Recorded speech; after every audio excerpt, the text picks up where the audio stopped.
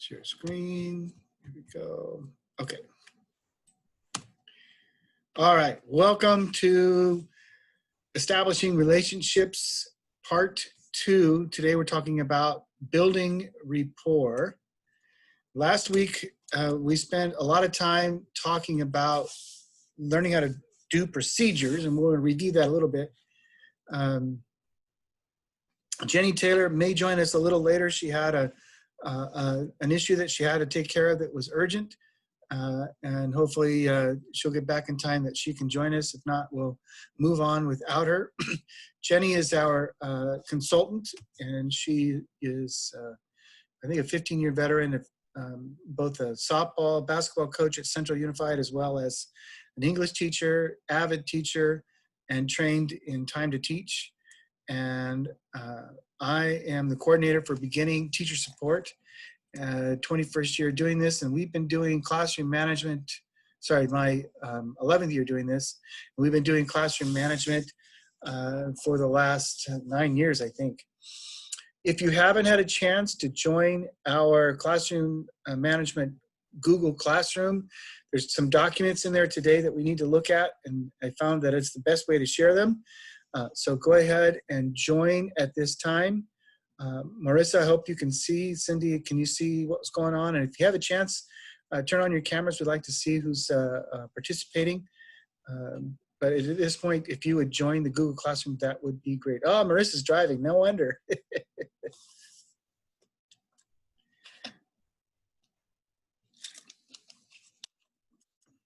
All right. So, Marissa, it might be a little difficult for you to join the Google Classroom at this time.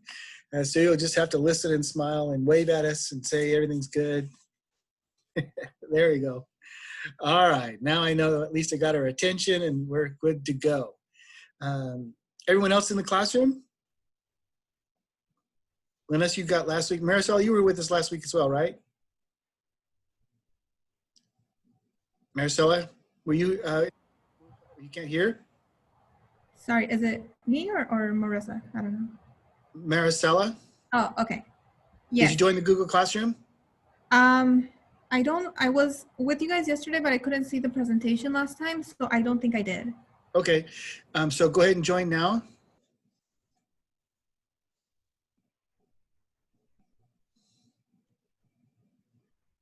And hey, Cynthia Moreno, how you doing out there? Oh, we got a chat going on. I can hear. Good, yay. All right. Don't text and drive though. All right. So did you get in? Ms. Corona, did you get in? She's still working on it. Okay.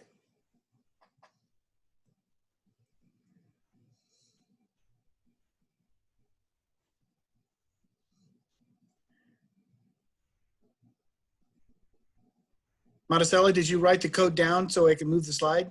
Okay, here we go. How are you feeling today? Any of those words resonate with you?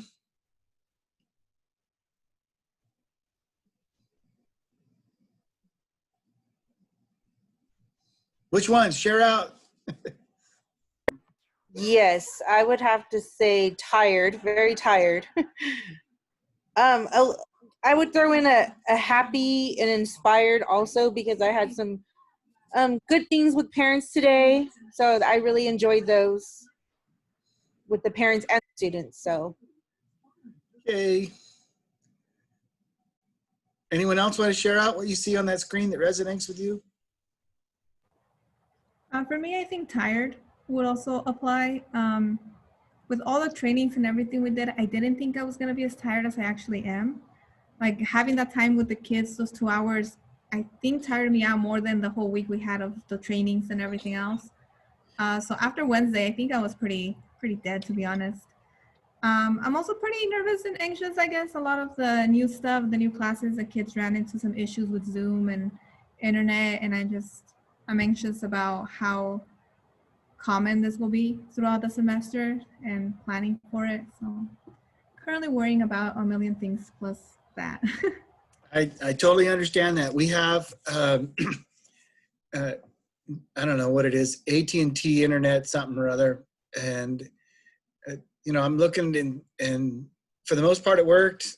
And then my kids are starting to get on their Google Classroom and it was dropping and buffering problems. And so I had to call AT&T today and say, give me the upgrade one. And they said, well, you're such a great customer, Mr. Thornton. We're going to give it to you at no extra charge. And I said, woo! But yeah, we got to solve those problems because I got high school kids that need to be in class every day and make that work. All right. How about this? To my fellow educators, when I was going through a tough period, I decided to see a psychologist who had a dual doctorate in psychology and theology. He looked a little like Santa Claus. How can you not trust that? One of the most helpful things he ever shared with me were studies that illustrated how people with over 100 hours of experience in any area become experts. In times like these, we can doubt ourselves or beat ourselves up for failures. But even if we don't know everything about distance strategies, we know kids. We know our subject. We know what learning requires. Hope you all entered into this week feeling like the experts you are. Forgive yourself for any errors.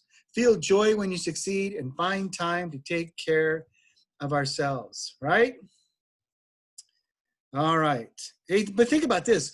In 100 hours of teaching, you're going to be an expert in Zoom.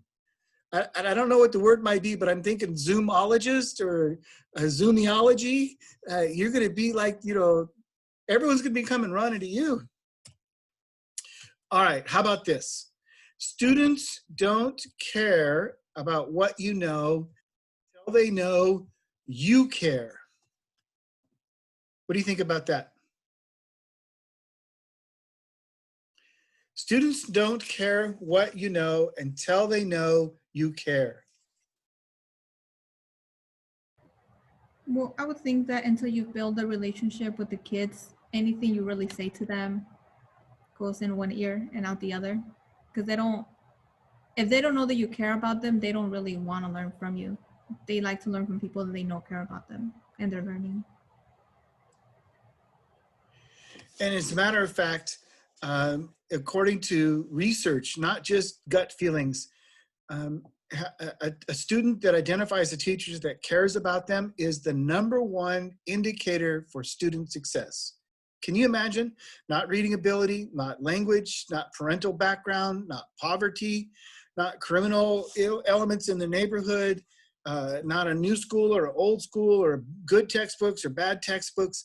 The #1 criteria for student success is having teachers that care about it. But it's not just that you care, it's that they know you care.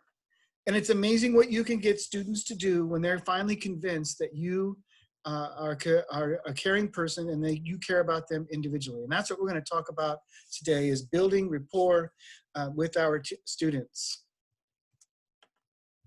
Gandhi said this: a teacher who establishes rapport with the taught becomes one with them, learns more from them than he teaches them. Amazing. All right. Here's a song for us all. And let's see if I got this right.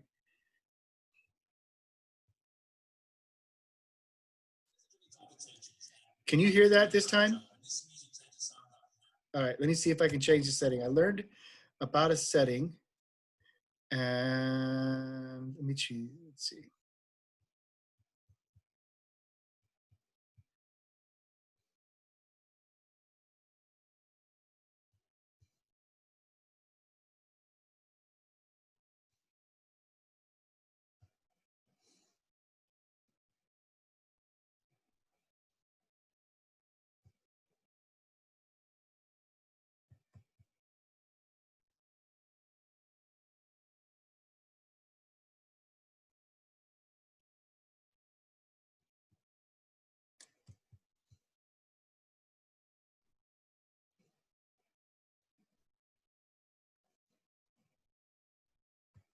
There's supposed to be a button that says,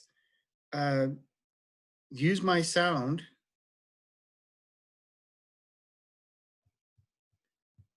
I thought I put, I I can't think find it. you have to stop sharing and then hit share. And when the option of what you want to share comes up, you have to click share audio at the bottom of the screen when it pops Okay. out. So stop sharing. Share my screen. Use computer sound. There it is. Thank you. Thank you too, because I didn't know you can do that. All right. Now, can y'all see that? Now, many of them are feeling with this, I got to say, really poor. Because it is a tricky time for teachers and they're doing a great job. And this music teacher summed up how many of them are feeling with this, I got to say, really poignant song. Hey, so as some of you guys might know, I'm a music teacher, and I found that one of the best ways that I can process the whole transition to online learning and teaching is to write a song. So I wrote a song. I'd like to share that with you guys now. Here we go.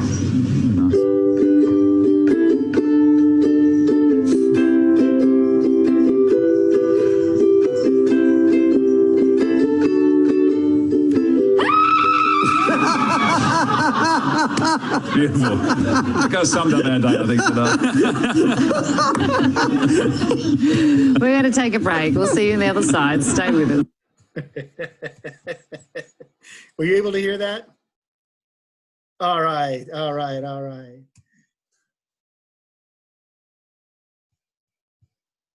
I had seen it before, so I knew. I was like, oh, it's coming. I better turn my volume down. Oh. All right.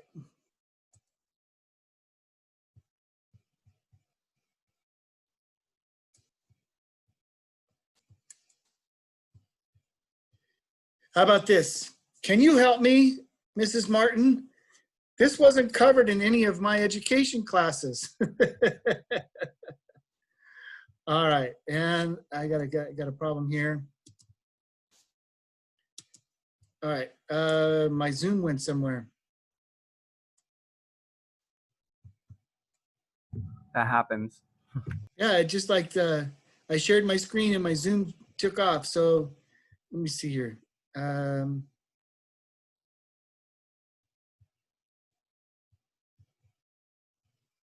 right, let me try that again. I feel like a failure with this, and so I'll have to celebrate my success later. All right, share screen, PowerPoint. Oh, yeah, there we go. And boom. Yay, you stayed with me this time. Oh.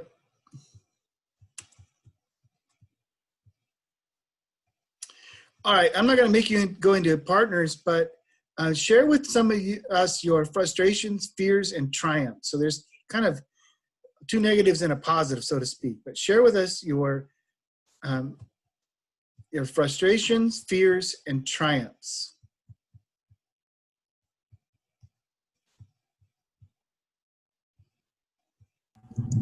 I think for me is having patience with myself, because I wish it was like you'd be excited to become a teacher and you could just be a good teacher automatically and not have to go through all of this, because I want to do things right the first time, but I know I have to be patient with myself and allow myself to learn. And I wish I could just be an awesome teacher straight off the bat, but I know there's so many things to learn.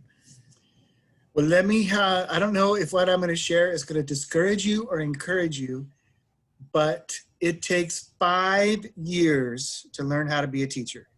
Okay. So give yourself a break. It takes 5 years to master this profession. You won't feel comfortable, and at least until that long. What else? What else are you guys feeling? I'd say frustration, or it feels different being on this end when I work with the students, and it's like, do my students feel this way where I'm now? Where I'm like, okay, I'm listening to it, and it's listening to the video, and it feels fairly engaging. But then when you look at the students and you're the teacher, you're like, oh my God, are they engaged at all? I can't tell. Like, what are they feeling right now? So that's kind of tough. I completely feel the same thing. And when I give trainings and seminars like this, I walk all over the place and joking around and feeling people, and it just is such a different environment. But maybe given 100 hours of Zoom, we'll have a better feel for it, and by Thanksgiving we'll have a feeling of normalcy.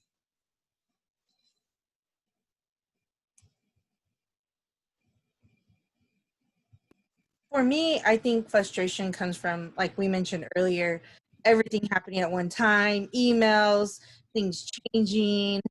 And some of my fears is that I'm just not going to be able to provide my students with everything that they need and support them, because when you're doing it at home, the parents can be prompting them when they shouldn't be prompted. So it's not going to be collecting the data the correct way. And some of my triumphs are just seeing the students excel. Like today I did a Zooms with 2 of my students, and I thought it was going to be a disaster, and it was great. They followed me, they paid attention. I did little break time videos for them in between, and I just was so happy. And then I called their mom afterwards and just explained how wonderful it was. So having that today really made me feel like, okay, we can do this. Nice. I was talking to a teacher today, and the little guys, and one of the moms that were on there too, and the teacher muted the whole class and mom unmuted it, and then she would mute the whole class and mom would unmute it, and you know, okay, except that mom was still talking to the other people in the house and didn't seem to understand. She was trying to watch out for her little one to make sure that they could reply, but on the other hand, she was completely interrupting the class. And she's going to have to do the same thing you did and have a conference with mom and kind of explain the facts of life, so to speak, and how all of that works. So yay. You know, it's kind of what you both said is I'm worried about not getting my kids what they need. The nice thing is, though, we have time. And if you forget something or a lesson wasn't what you wanted to be, there's always tomorrow to go back and redo it. And so we have time to make sure that you're covering everything. You also have mentors that are with you, and when you have your PLC groups and peer groups, and they're all going to help you make sure that you're doing exactly what it is that you need to get done. Okay. These are the components of our Madera Classroom Management Method breakout sessions during the pandemic. We're in the second of instructional environment or classroom expectations, and we talked about the Teach Twos last week. We're going to talk about building rapport this week, and I'm going to dive deep next week into how people learn, and I'm hoping that I can share some things with you that are very exciting and things that are aha moments for you and will help you interact with your students. Then we're going to talk about instructional strategies, knowing your students, improving your studio. We're also going to look at AVID strategies and Kagan strategies. And then finally, we're going to look at interventions, and we're going to talk about academic interventions, behavioral interventions, and social emotional interventions. And that will be in October. We even have the coordinator for PBIS and Madera Unified that's going to come and present a little bit and talk about some of the strategies involved in that positive behavior instructional environment. All right. As teachers, we must find new ways of reaching our students. The key will be patience with both our students and ourselves. Your classroom is still your classroom, your expectations. Teach them and control your new classroom. In your classroom at all times, discipline comes before instruction. So we really have to work hard at controlling that classroom. Are you all enforcing like dress code at all? Are you asking your kids to wear school clothes? And Robert, I think you were mentioning it last week. Have you decided if every kid has to have their camera on, or are you still going to let them have kind of an option, or did you find a workaround? What did you decide? Well, I wasn't here last week. I was just here yesterday. Just got the link from the thing, but I go over today and I had everyone have their camera on. Going to work a little bit more about like, okay, they have their camera on now. Make sure it's on the face mostly, because then they can't have less wiggle room to like have the phone on the other side and stuff like that. So Okay. it says the Desmond Middle School norms are camera on, so that's what I'm doing. Okay. Oh, very good. So it's a whole site norm. Fantastic. So I confused you with somebody else. I apologize about that. What about the rest of you? Have you had any issues with kids not turning their cameras on, or do you have a policy in place for that? For me, I wanted to put a policy in place to have them have their cameras on, but I've also been getting like mixed messages from others where we're not, we can't require them to have it on. So I'm afraid that if I make it a requirement in my class, like you need to have your camera on for attendance, or you need to have your camera on just in general, that admin will come back and tell me no. Because I've heard that we can't require them to have it for like security reasons, I guess, because they're minors or something. So I'm really struggling with that part. Who did you hear that from? Was it directly from an administrator or from the teachers? Let me see, when was it the first time? I've heard it from a lot of our MUTA meetings. Is I think the part where they've said it the most. They've heard it from the district, but I've heard it from the MUTA meetings that we've had. That we can't force them on. My suggestion is that you ask your admin directly. What side are you at? I'm okay. I'm okay. All right, and I'm going to find out too what the policy is. But I would just ask admin, what's the scoop? And then whatever they say, they say. I don't know the answer. I know that if it were my class, I'd require they have the cameras on as much as possible because I want to see engagement. I want to be able to read faces. I want to know if kids are bored and pulling out. And I don't know how to make adjustments to my lesson plan if I don't know if kids are tracking with me. I got to read their faces. And it's like last week, I was reading your faces, and about 5 o'clock, you're like, okay, it's time to go. All right. So check in with admin. They're the official rule keeper on that one. And they're the ones that are going to give you the heads up or down. And so that's why you need to talk to them. All right. Staying calm. Have you guys felt angry or felt like you were going to lose your temper or frustrated yet? Yeah. All right. How about this? Emotions are contagious. Emotions are contagious. So the way you feel will spread to your students. So if you're angry, then everyone's going to get agitated. If you're in a goofy mood, your kids are going to be in a goofy mood. Have you ever noticed what it's like the day before a holiday break? And you're kind of like, oh, I just want to get out of here. And your kids are like, oh, I just want to get out of here. Or how about when the wind blows and everything's kind of weird, that is a full moon, or even if you've had an argument with a loved one and you're still kind of chewing on it when you get to class and you bring it to class, your kids will get agitated. So emotions are contagious, and kids are paid, believe it or not, they have a job. Kids are paid to goof off. And if they're goofing off in your classroom, there's a very good chance that you're going to get irritated. And if you get irritated, some very interesting things happen to you psychologically and physically. Let's take a look at that. When you're agitated, when confronted, your brain shifts into a fight-flight reflex. You've heard this before, but you thought it was maybe with just an argument or somebody was trying to, you were in a really close car accident, or somebody said something to you and you just went off, right? That's the fight-flight reflex. And it changes the way your brain thinks. Your brain begins to shift from the neocortex, which is up here, into the brainstem, which is reactionary. And as that happens, you begin to lose the ability to be logical. Let me give you some examples. In order to be in the position that you're in today, you had to do a job interview. Did you walk away from that about an hour later and go, oh, I wish I would have said, right?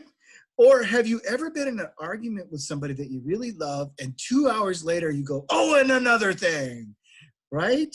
Why couldn't you think of it on the spot? Because your brain had shifted into what's called fight or flight reflex, and it's getting prepared to just react. And it affects you physically. Your muscles tighten, your eyes contract, your blood pressure goes up, digestion stops, muscles tense, getting ready for a flight or to run.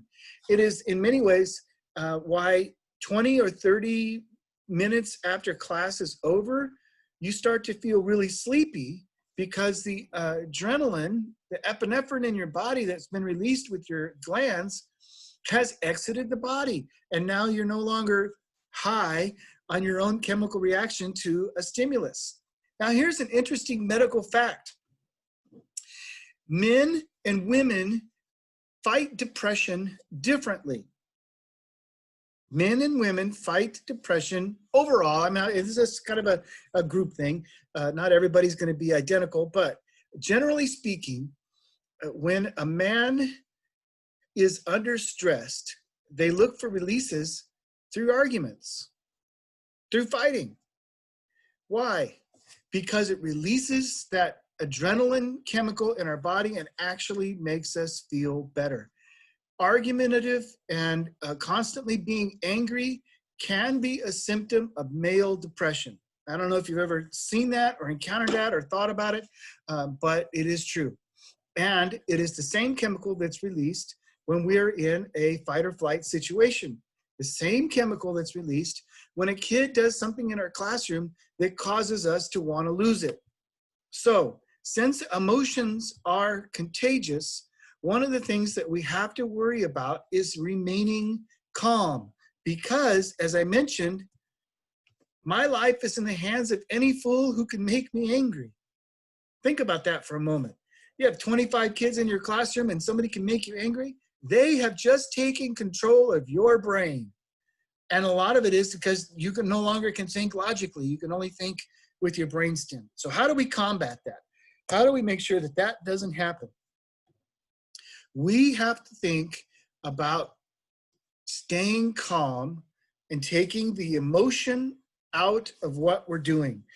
And just by telling you that, that's the first step of recognizing that if I get upset, I stop thinking and I need to think about remaining calm. And I'm going to tell you a story about that in just a moment.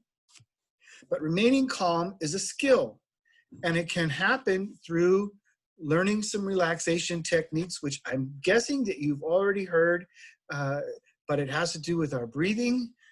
We breathe in, we breathe out. We worry about calming ourselves down and taking the emotions out of our discussion. So I'll tell you a story. My wife and I were having a discussion, and I knew that what needed to be said needed to be said. I knew it was the right thing to say, but I didn't say it with the right tone of voice. I was a little excited, to say the least. Now, can you imagine if you're on the receiving end of that and my blood vessels in my neck get all big and I get this big, I don't know, a scary looking face on? Do you think my wife wanted to hear what I had to say? No, the women are going, oh, hell no. Okay, so I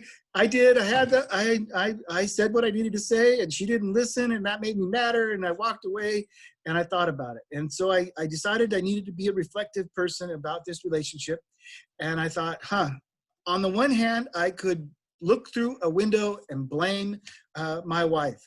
I could say it's a cultural thing. She's got the Latina blood in her and she just got really angry. Or I could say she's just really stubborn. Or I could say she just doesn't respect me, or all kinds of things.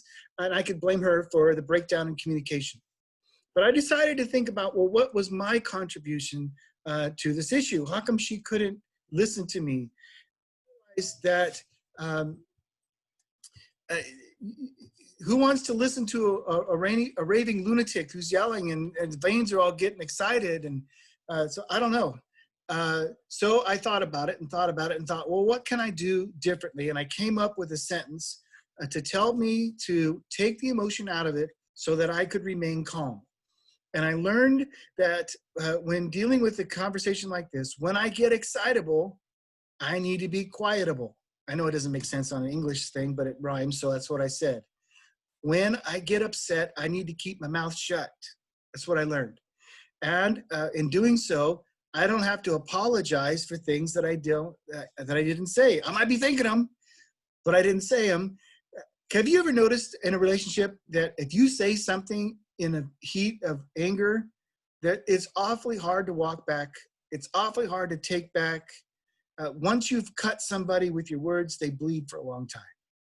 And in many ways in relationships, we're breaking the very trust that we're trying to build. So I've learned I can be quietable when I get excitable. And if I need to, I can apologize for being in a stinky mood. But I'm learning that I need to take the emotion out of it. And I waited another time it came up, another issue, and I waited a day or two and thought it through. And then I came back without any emotion and said what I needed to say. And lo and behold, she changed her mind. It worked. When I took the emotion out of it, I didn't challenge her with my emotions. I didn't put her on the defensive, and she was receptive to what I was saying. The same thing happens in your classroom. So imagine for a moment, if you can imagine that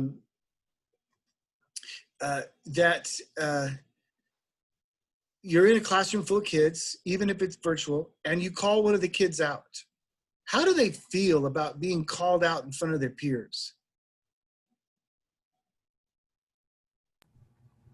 They're like little gorillas and start banging their chests back at you. Something bad, basically. And in the sense, they don't want to lose face in front of their friends, right? They don't want to, like, I ain't going to let this teacher push me in front of my friends. Oh, even in second grade, first grade, they kind of know that. And instead of calming them down, it agitates them out. So we need to learn how to remain calm. And one of the things we can do is fake it until we make it with what we call the Queen Victoria face. And I'm actually going to have you practice this. And the Queen Victoria face is giving a look of, I am not amused. I'm not going to laugh. I'm not angry. In fact, the matter is, you may not know how I feel about this, but I'm just going to be quiet for a moment. And as I'm being quietable when I'm excitable. I can start thinking about what I want to do and how I want to handle the situation.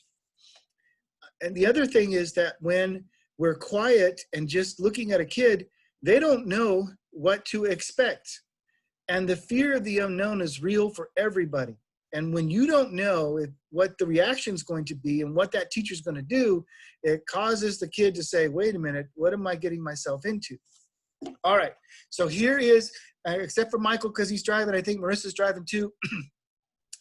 So I don't want you to try to look in the camera and make this happen, but here's what I want you to do. If you can, put both feet on the ground and your hands in your lap and sit up straight.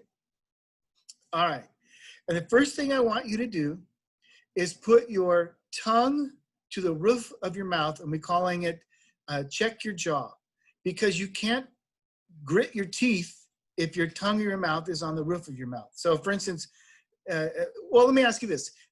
Is this a kind of face that you think students want to see? No. That might be, especially for a little third grader or second grader, that could be really scary. So what happens if a kid does something really funny in the class and you know that if you start laughing, you're gonna lose the whole class? Has that ever happened? Especially junior high, right? Where Robert's over there at Desmond Middle School, and if he loses one kid, he loses 38 kids all at once. All right, and so because we're like, the whole class is gone. So how do we check that? So first thing we're gonna do is we're gonna take a relaxing breath, breathe in, breathe out, and we're gonna check our jaw and keep our mouth closed and put the tongue on the roof of our mouth, and it looks like this.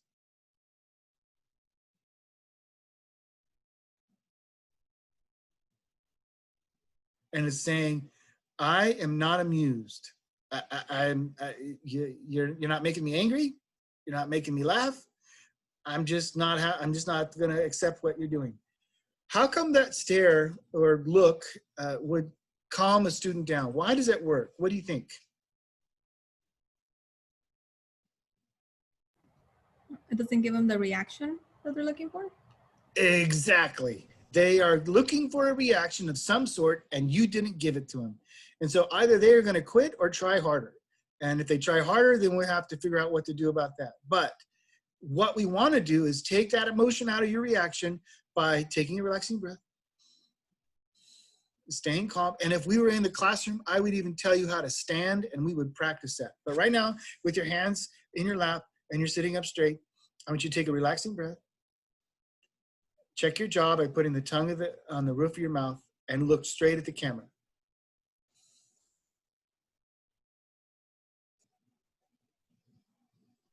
All right. By the way, you feeling a little more relaxed? Fantastic. Okay. And that's the Queen Victoria look. And it's meant to say, I'm not playing your game. I'm not going to give you any kind of reaction. All right. Talked about that. I want you to take a look at this document. It's also in your classroom.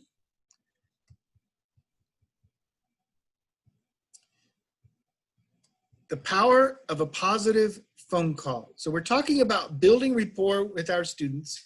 And one of the things that we can do is make positive calls home to our students. So would you do me a favor? I'm going to give you about 5 minutes. I would like for you to read this document. It's in your PowerPoint. It's also in the classroom. The power of the positive phone call home. All right, I'm gonna give you 5 minutes. Go.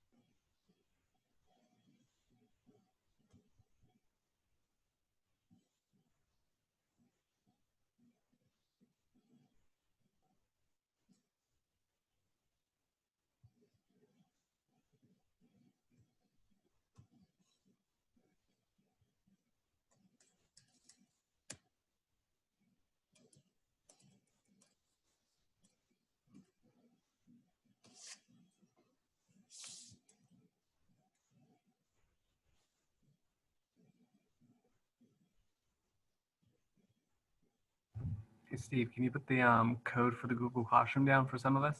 Yes. Thank you.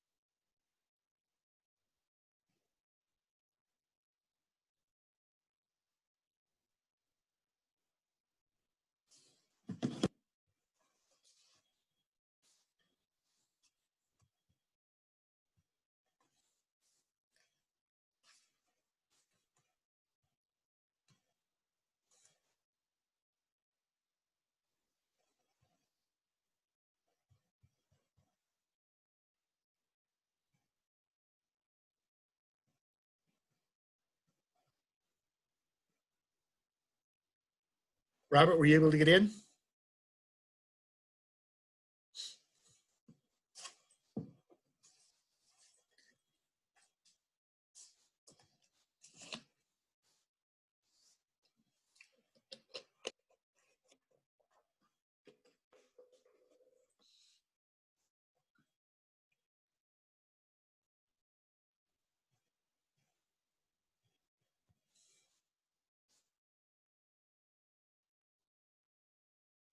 Here we go, about 30 seconds.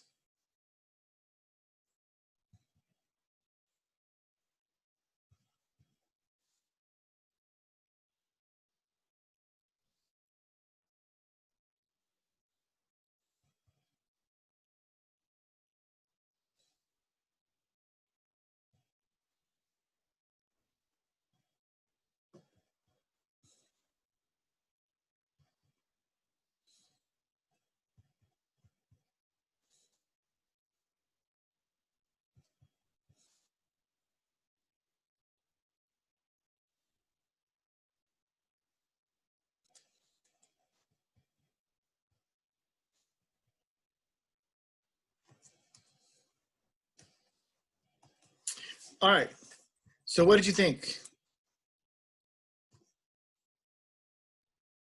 I think that it's great and it sends a good message. And I have to say, I have kind of a story that relates the same way, because I had a student that came to me last year that all his teachers always just told parents negative, bad things like, oh, your child did this to me today, your child did this, did that. And when she came to me, I was always in a positive spin on it. Like, oh, you know, he did have some behaviors today, but he worked through it. He got through it in 10 minutes. We're working on it, you know, so I always put a positive spin to it. And I have no issues with this mom like the other teachers did before. So, you know, always a positive that helps, because the parents already know that their child can have bad behaviors. They don't have to hear it over and over again. That's correct. That's right. Anyone else?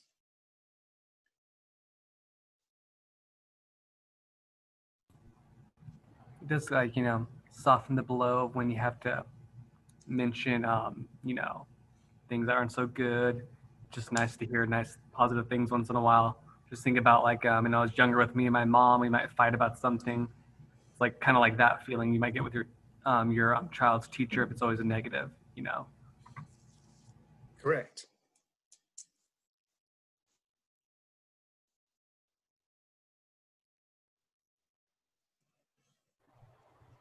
I think also the article, like, it makes a good point when they say, like, at the end of the day, you're tired. You don't want to be making the phone calls. But it does make a difference for the parents, because I did have a couple of phone calls when I would call, and the first thing, right after I said, this is Ms. Torres calling from MLK, the first thing I would hear is, oh my goodness, what did she do today? Or what did he do today? And it's like, oh, okay, never mind. It was like I wasn't even calling about anything related to behavior, but that was the calls we're used to getting. So that was like the first thing that would jump to. It's like, oh, they did it again, or what is it now? So it was, you could always tell those parents that always got those phone calls. So when I would call about something completely unrelated, they'd be like, oh, okay, okay. So it was always sad to hear the parents have that response right away. Perfect. They taught us in Time to Teach, Tools for Teaching with Fred Jones, that if the first time we call a parent is for a problem, then we just created an adversary for the rest of the year. But if we call for the first time with something positive, we've just created an advocate for the rest of the year. So there is a lot of positivity that we can get out of using a phone call to call with a great report. All right, let's move on. Consider this. What do we do if a student doesn't know how to read? We teach. What if a student doesn't know how to swim? We teach. What do we do if a student doesn't know how to multiply? We teach. What do we do if classroom management is ineffective?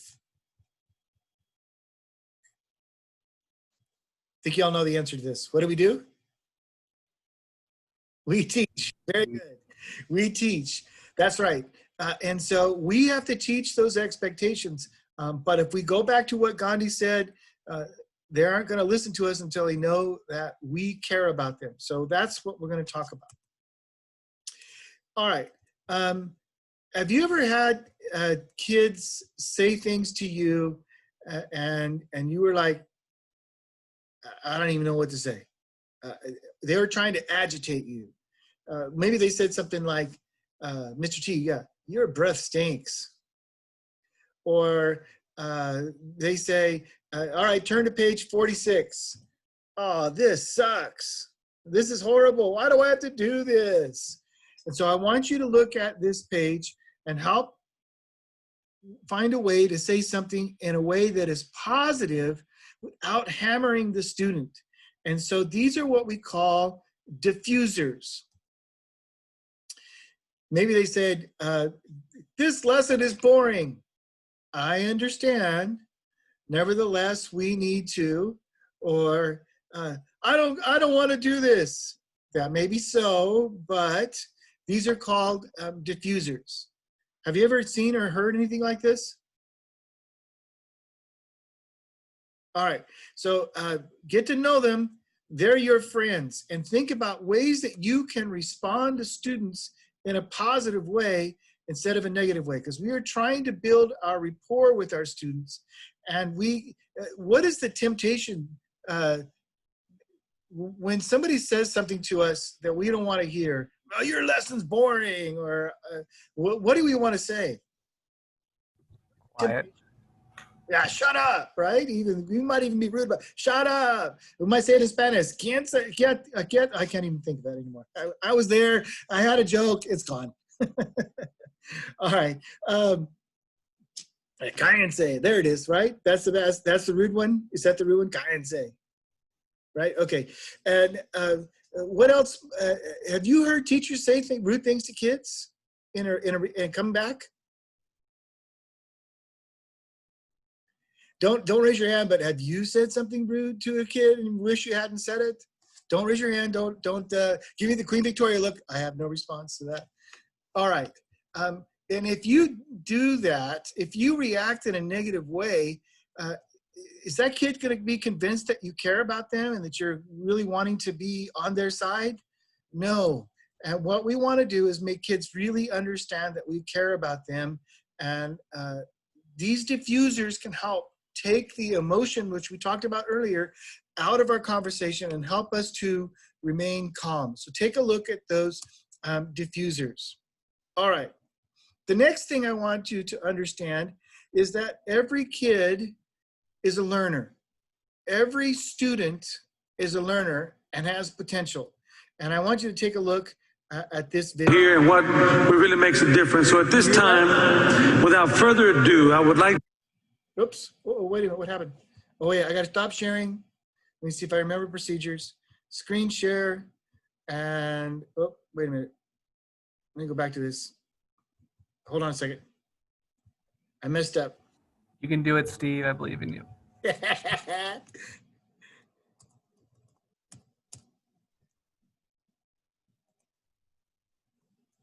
Oh, I think I'm going the wrong way. Okay.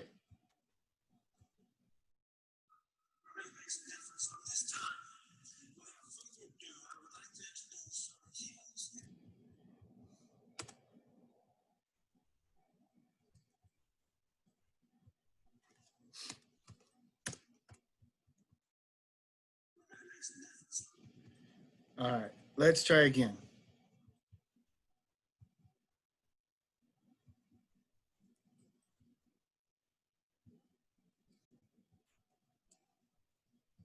At this time, without further ado, I would like to introduce our keynote speaker for this back to school convocation, Dalton Sherman from Charles Rice Learning Center.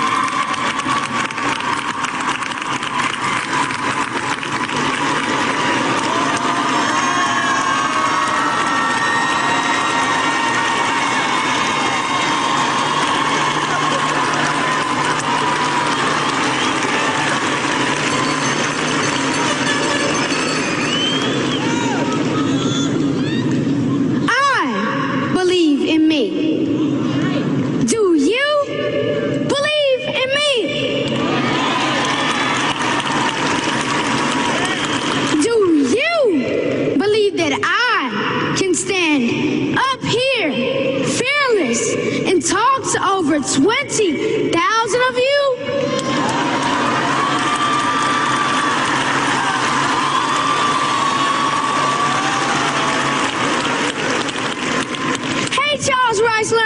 answer. Do you believe in me? Come on, I can't hear you. That's right, they do. Because here's the deal. I can do anything, be anything, create anything, dream anything, become anything.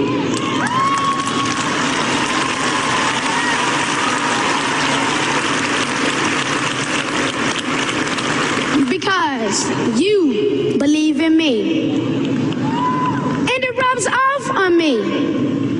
Let me ask you a question, Dallas ISD. Do you believe in my classmates?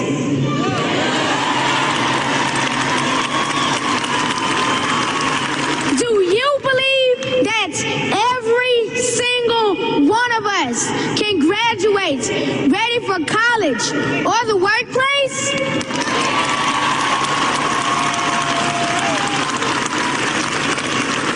You better, because next week we're all showing up in your schools.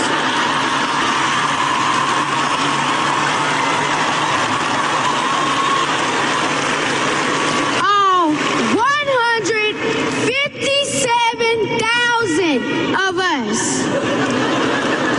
And what we need from you is to believe that we can reach our highest potential.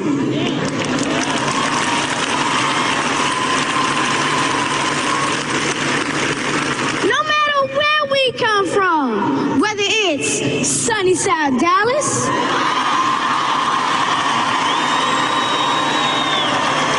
whether it's Pleasant Grove, whether it's Oak Cliff,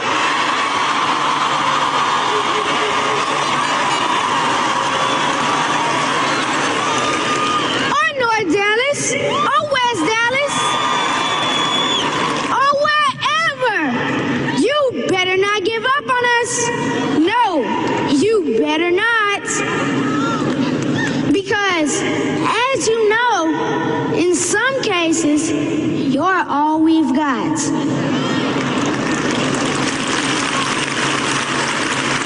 You're the ones who feed us, who wipe our tears, who hold our hands, or hug us when we need it.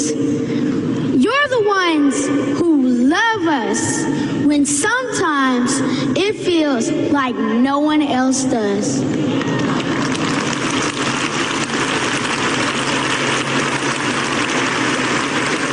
And when we need it the most, don't give up on my classmates. Do you believe in your colleagues? Do you? I hope so, because they came to your school because they wanted to make a difference too. Believe in them, trust them, and lean on them when times get tough. We all know we kids can sometimes make it tough. Am I right? Can I get a amen? So whether you're a counselor or a librarian, a teacher assistant, or work in the front office, whether you serve up meals in the cafeteria, my favorite, or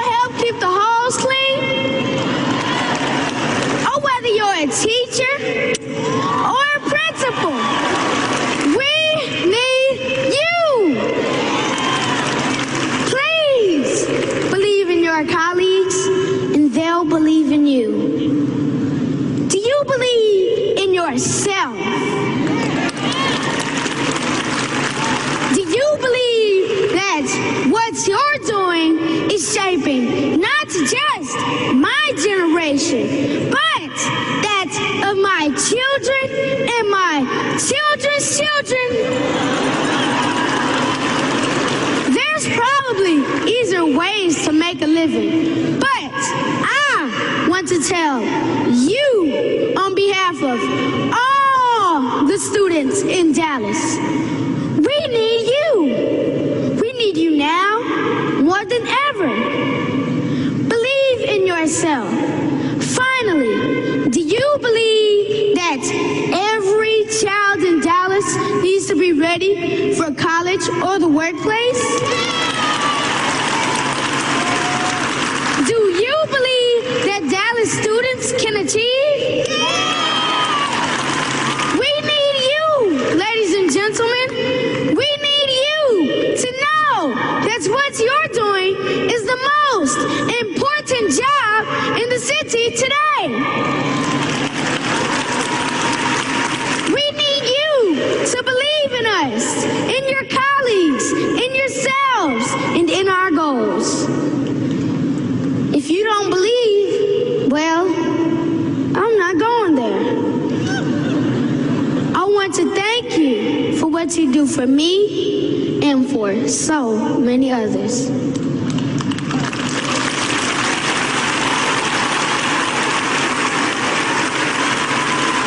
Do you believe in me?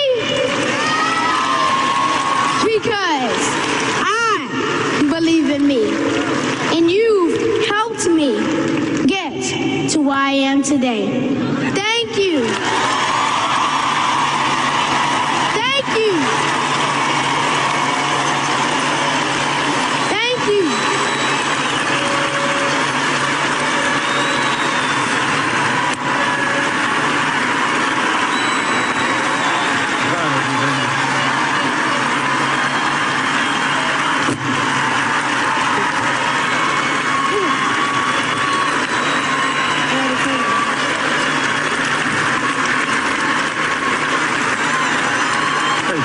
Walk around the whole thing so they all get you.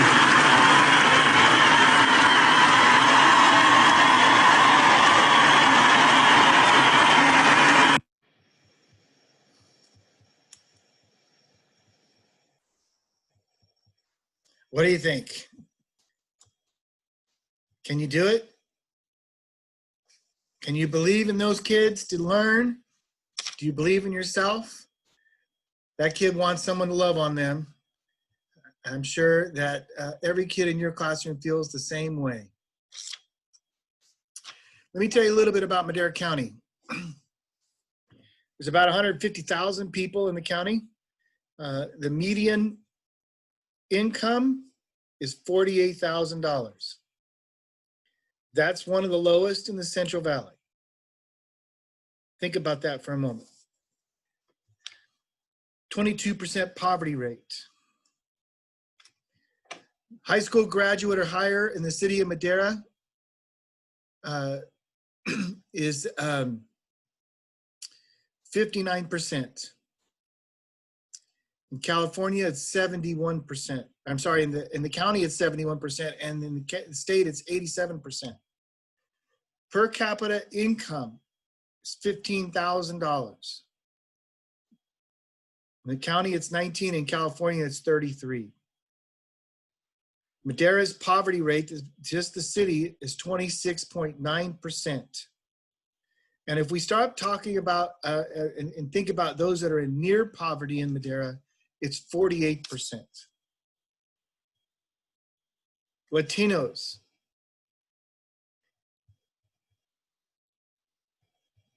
Latinos and less educated Californians continue to have dramatically higher poverty rates.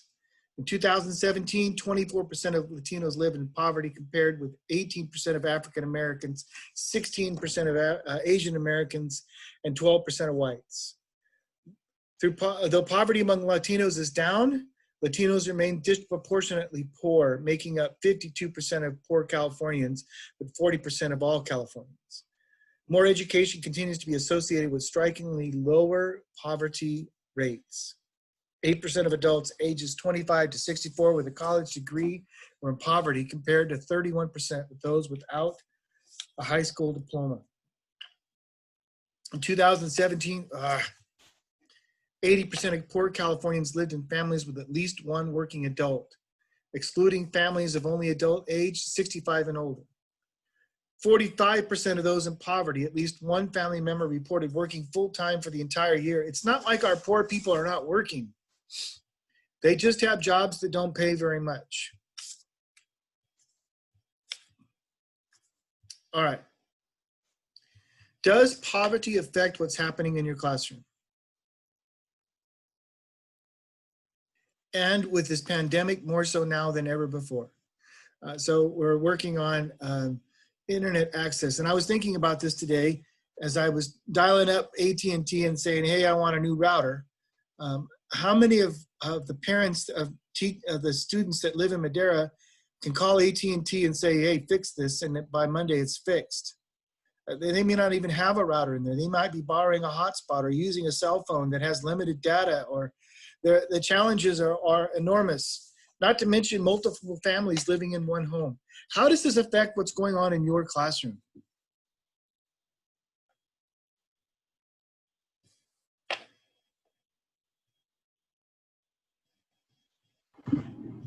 I think the students that are struggling the most are lower income students. So they're the ones who are having to borrow the hotspots, and they're the ones that maybe the hotspots stop working and they lose a class and they're falling behind, and then they can't catch up because, again, the hotspot doesn't work. So I can foresee them having the most issues, just in terms of, I guess, equity for education in this case. Correct. What else? That exact situation happened for one of the students I called. They were absent 2 days, so we're required to call. Well, we don't have to call. We could have left a message on Parent Square, but I decided to call that particular parent.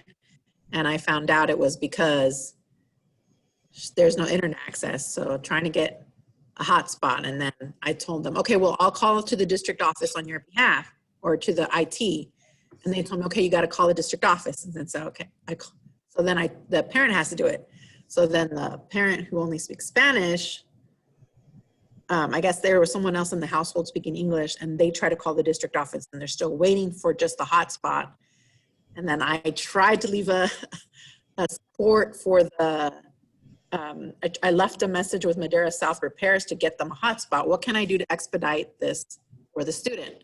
And so just going through all those steps just to get them a hotspot, it's sad that there's so much to do just to get them that they don't have that yet. Okay. On the other hand, if they hear the story of what you did for them, will that help them understand that you really care about them?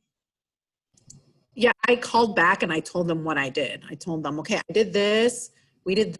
Let me know if you're still not hearing anything, and I'll let the principal know.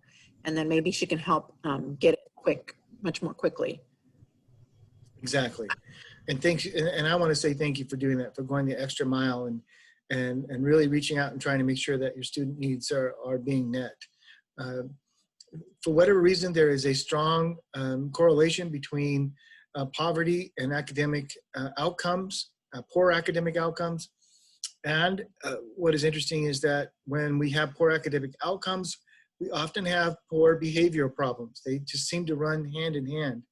I have a theory about that. I'm not sure it's correct, but I think that students are embarrassed to let their classmates know how deficient they are, particularly with reading skills. And so instead of allowing their friends to figure that out, they play the class clown. They do things that disrupt the classroom because they don't understand, and then maybe they don't understand and now they're bored. And so poverty plays a part of that.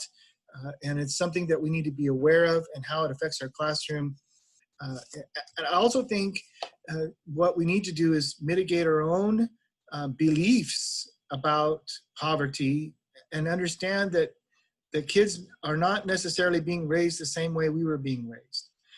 And so when we can have empathy for students instead of judgment for students, it goes a long way towards building that rapport, excuse me. All right, let's take a look at learning to see. This also is a document in your Google Classroom. It's 2 pages long. I'm going to give you about 4 minutes this time to take a look at this and read through it.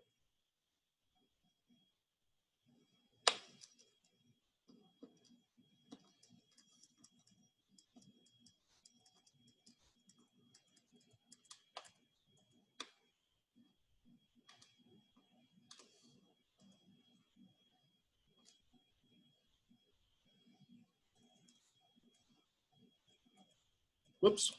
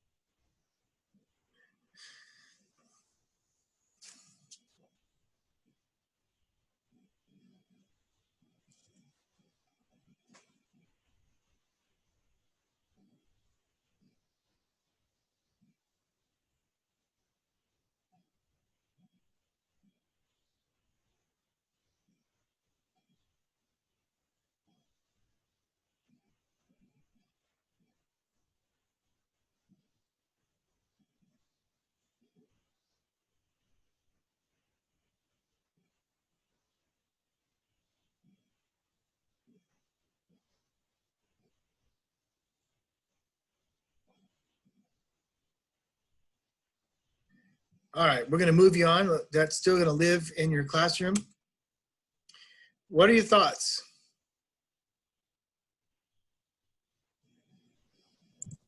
I think with distant learning, just noticing those things as you're walking around is easier than right now. It's really hard because you can't, first of all, you can't even see all the students in one screen because, of course, I have large classes, 40 students. So it's hard to see all of them at once. And that's if they choose to turn on their screens.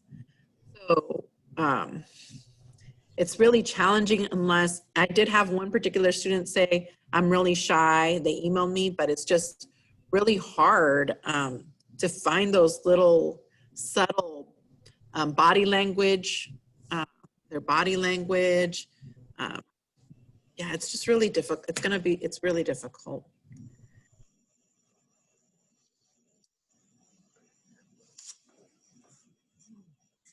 Yes, there's no doubt about it. Do we have a tendency, though, to see students with deficits as problems to fix? I know I do. I like the takeaway in the article that says, instead of thinking about that, I need to change my bias and try to see their strengths and utilize that. And the interesting thing about that story about the autistic child, that was my son. My son was in freshman biology, and his teacher figured out that Josh was really good at listening and learning. He had an oral ability to learn really quickly, but he couldn't write. Whatever ideas Joshua had, he couldn't get it out into his hand. And so the teacher sat him next to another student and paired them up, and she was really, really good at writing, but had a hard time tracking with the class. So in one sense, Joshua tutored her, and she wrote down everything, and the teacher made the accommodation that there would be one paper with both kids' names on it, and they would turn it in, and that was their homework, and that was their classwork. And then when it came for assessments, time for assessments, they both had to take their own assessments. And as a result, my son got a B+ in the class. He didn't have any of the standards or expectations lowered. He still had to learn all the material and demonstrate that he learned it. But because the teacher kind of figured out that Josh was really good at listening and learning, and the other student was really good at writing, and combining the two, it's kind of like taking two students and making the one perfect student, and it worked. Are there, you haven't had a chance to get to know your students yet to see all of this in 3 days? It's going to take some time. But one of the things I want you to think about and keep your eyes open towards are, how can I utilize what they have to make them feel valuable in that classroom? How do you think Joshua felt in that biology class when he was getting all the questions right and he was considered a peer tutor? His self-esteem went through the roof. And Joshua still talks about that teacher as one of his favorite teachers of all time. And not because the teacher was nice to him and made things really easy, but because he convinced Joshua that he really cared about him, and Joshua was willing to do anything the teacher asked because he learned to trust him, and it overcame Joshua's fear. Take some time to think about our own biases when we look at students that come to us with a second language issue, or the reading ability is behind, or the math skills are not up to snuff. What other strengths do they have, and how do we use that in the classroom? And when we do, we're building rapport with our students. All right. Can you think of some ways, we're not going to break out into pairs, but can you think of some ways to develop rapport with students? And what I'd like you to do is to think about that. There is in your classroom, I thought I put the link in the PowerPoint, but in the classroom, there's just a blank document that says breakout discussion. So if you'd open that, please. The breakout discussion Google document in your classroom. And I want you to think back even to your child to kind of inspire some of this thinking. Who believed in you? Was it a parent, a relative, a coach, a teacher, a pastor? How did it make a difference for you? And I want you to think of that person that inspired you, and think of your own classroom, and think of some ideas that you can incorporate to develop rapport with students. And as you're sharing out, I'm thinking that we're going to gather ideas from each other. So if you would go ahead and type out on that breakout discussion, what are some ways that we can develop rapport with our students? And I'll even, I'll write some ideas down myself.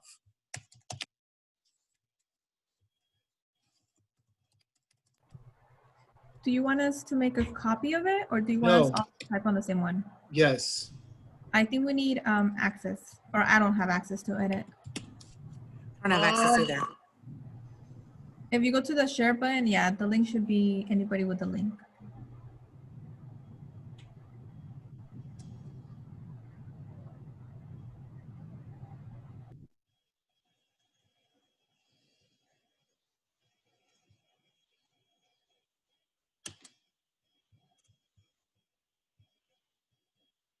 Did that work? Yay.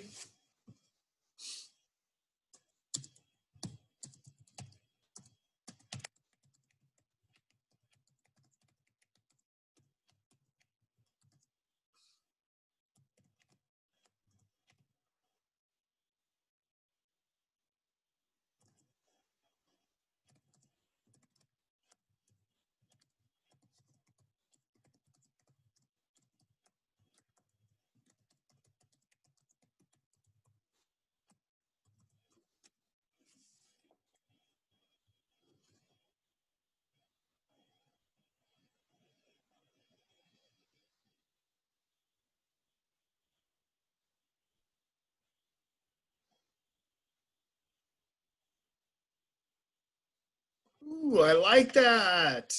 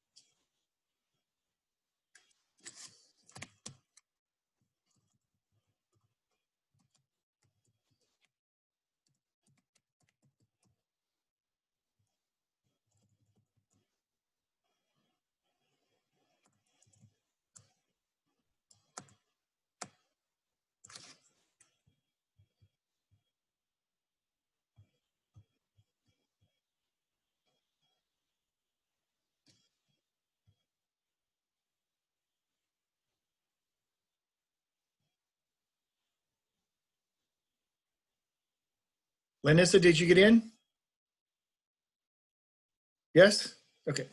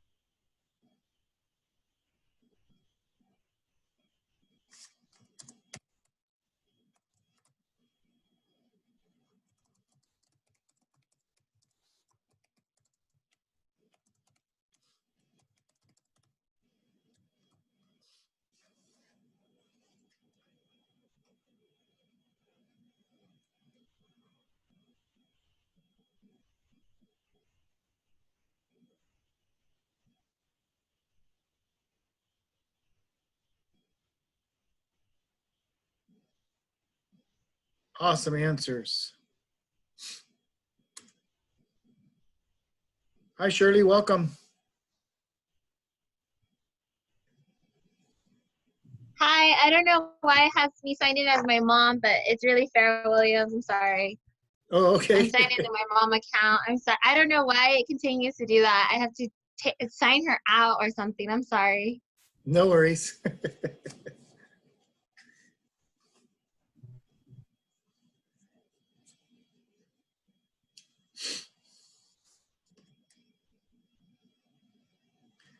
All right, so now this document lives in our classroom. There's some ideas in there.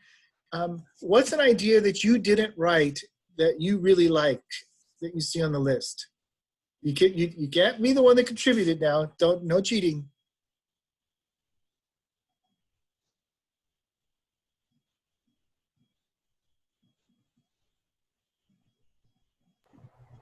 I like the one where it says to go to their games or rehearsals, because I've done that and the kids respond really well to them. So I agree. That's huge. Yes.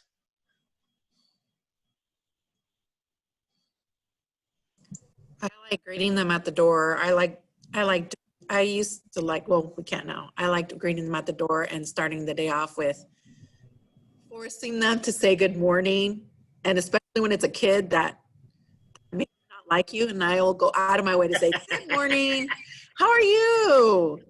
How was your day? So I kind of missed that. And they knew, you know, and some kids, and they ignore me, and other kids would laugh because they'd figure what was going on. They're like, what's up? They'd laugh. So I love doing that.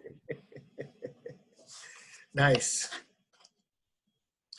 A little later on, one of the things we're talking about is if a kid gets in trouble in your class today, that does not mean they're in trouble tomorrow, right? They get to start fresh tomorrow. Same kind of thought. Mm-hmm. Anyone else have a takeaway that you didn't write?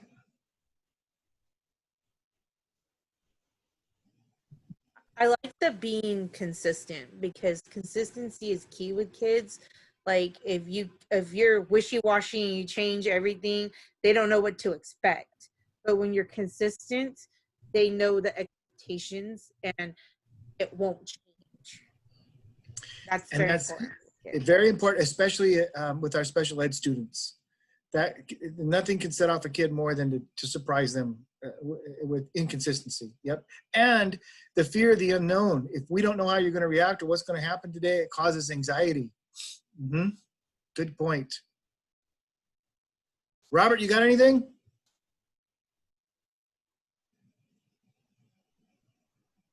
You're muted. Thought I clicked it. All right, yeah, taking interest in their stuff is, I think, is really important, especially if you share it, and or if it's something that you've never experienced before and it sounds interesting, because then you can ask a genuine question on it. I agree, and that's one of the reasons why I'll talk, when I had kids, I'll talk baseball with them or football with them, and give them a hard time if they were a Giant fan. I'd threaten them with an F in the classroom if they were Giant fans or they had to get out. They knew I was joking around, but it caused a bond and gave us something to talk about. So yep, you're right about that. All right, we're gonna go back to our slides here. And let's see. Okay.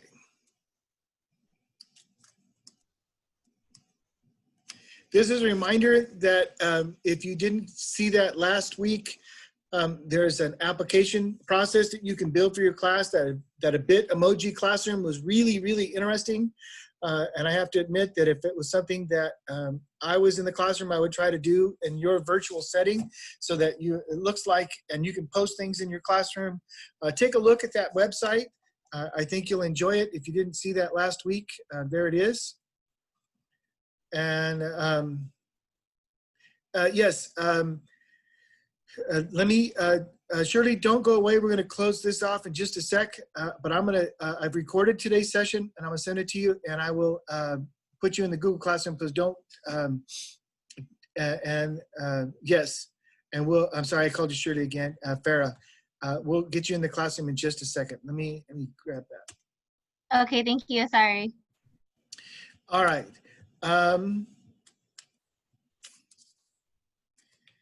Oh, there you go. Look at that. Jenny put this in our slideshow. So Farah, there it is. There's the join code for Google Classroom. We talk about timing.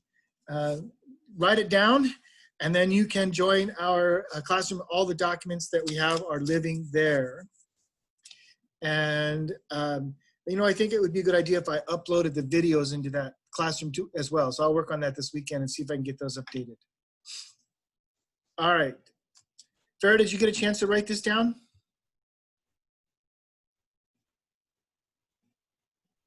Yes, I did. All I took a right. picture. Thank you. Perfect. You're welcome. If you would do me a favor and evaluate today's session, and then I'm gonna let you get on to your weekend. It's 5 o'clock. I know we said we were gonna go to 5:30, but it's Friday. Come on now. So we're gonna get you out of here. And Farah will post this recording so you can take a look at it, and then also take a look at the documents. Okay. Do me a favor and do the evaluation, guys, and we will see you next week. We're gonna talk about how people learn next week. I'm real excited about next week's session. It's next week on a Friday, correct? Yes, and that's the last Friday. After that, we will go to Mondays. Oh, okay. Okay. Will it always start like at 3:30? Is that too early for you? No, that's fine. I totally forgot about today. I'm totally forgot about today. I was like, there's something I'm missing. I know it is. And I was like going to Starbucks, and I was like, there's something I'm missing, man. I know it. And then my little boy, he accidentally like hit the sidebar, and I'm like, oh my goodness, I'm supposed to be in that meeting long time ago. I was like, oh my gosh. I'm sorry. So yes, next Friday, yes, 3:30. It'll be our last Friday because I know y'all hate having to meet on Fridays and you want to get home and get your feet up and crack a cold one open and enjoy your family. So I want to make that happen for you. But the calendar was so full, I couldn't meet any other day. So we'll make that happen next week as our last Friday. There she is. All right, guys, we'll see you later. Adios. Thank you, Mr. Thornton. Thank you.